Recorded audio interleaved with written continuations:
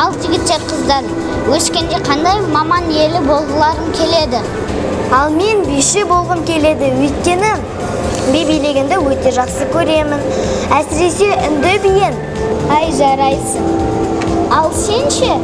Ал мен мұғалім болғым келеді, балаларға сабақ түсіндіріп оқытқым келеді. Бәрекелді.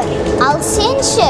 Мен өскенде футболист болғым келеді. Футболды өте жақсы көремін, және өте жақсы ойнаймын.